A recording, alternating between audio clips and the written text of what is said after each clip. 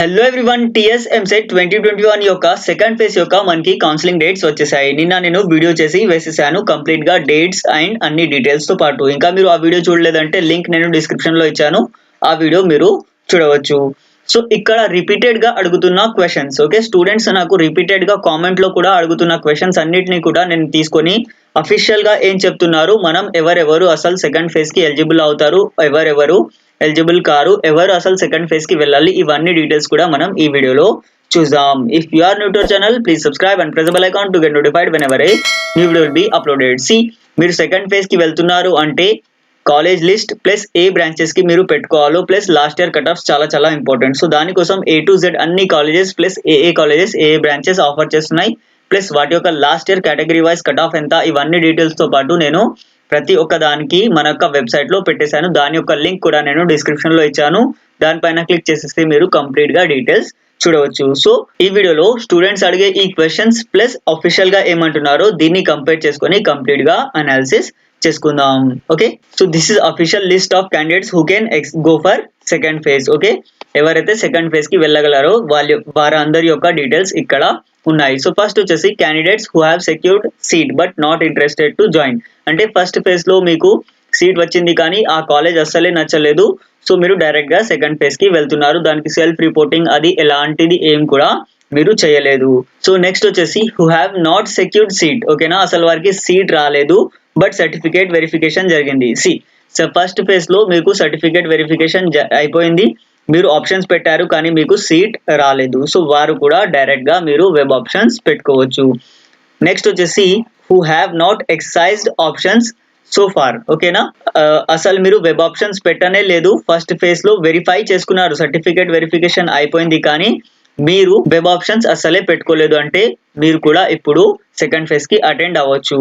Who have secured seat self reported and aspiring for better option. Okay, now this is very very important. Okay, ఈ question అందరూ చాలా students అడుగుతా ఉంటారు. First phase లో seat వచ్చింది, second phase కి నేను వెళ్ళవచ్చా, సో ఫస్ట్ ఫేజ్ కంటే మంచి కాలేజెస్ వచ్చే ఛాన్సెస్ ఉన్నాయా, సెకండ్ ఫేజ్ కి వెళ్ళాలి అంటే ఫస్ట్ ఫేజ్ సీట్ క్యాన్సిల్ చేయాలా, ఇలాంటి డౌట్స్ చాలా ఉన్నాయి.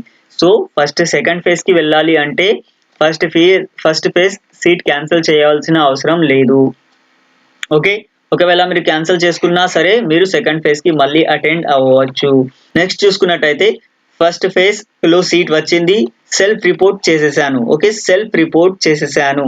నౌ నేను సెకండ్ ఫేజ్ కి వెళ్ళవచ్చా అంటే ఎస్ యూ క్యాన్. ఓకేనా, ఆల్రెడీ సీట్ వచ్చింది, మీరు అక్కడ సెల్ఫ్ రిపోర్ట్ కూడా చేసేసారు ఫస్ట్ ఫేజ్ లో.